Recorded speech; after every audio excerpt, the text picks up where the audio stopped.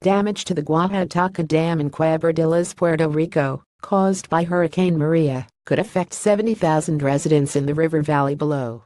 Credit Dennis M. Rivera Pichardo. The Washington Post. Getty. As Puerto Rico struggles to recover from the devastation wrought by Hurricane Maria, a new threat is on the horizon. A storm-cracked dam is in danger of failing and could flood a river valley inhabited by tens of thousands of people.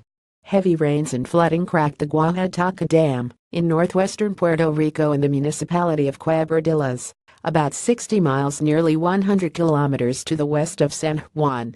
Portions of its spillway, drainage channels for surplus water, also collapsed, Miguel Abrams, Emergency Management Director of the city of Quebradillas, told the New York Times. Evacuation orders for the 70,000 people living in the area were issued on Friday, September 22, and on Saturday, September 23, Puerto Rico Governor Ricardo Rossello surveyed the damage, calling the crack a significant rupture and telling people to evacuate for their own safety, Reuters reported.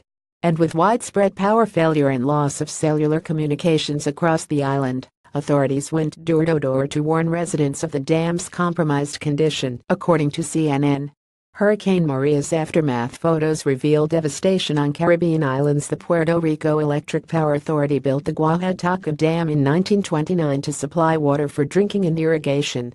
It has a water storage capacity of 34,276 acre-feet, 42.3 million cubic meters, and provides drinking water for approximately 179,000 people, according to the U.S. Geological Survey.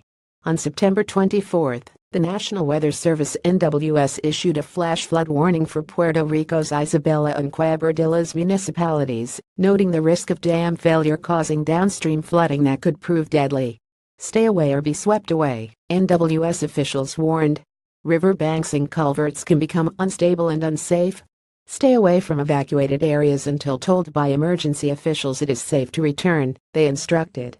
Maria, the first Category 4 hurricane to strike Puerto Rico since 1932, tore into the island on September 20, with winds reaching 155 miles per hour, 250 km/h. Maria flattened homes and other structures, flooded roads, stripped greenery from trees, and left the entire island, home to 3.4 million people, without power. The storm is also responsible for the deaths of 10 people on the island, though that figure is likely to rise, Slate reported.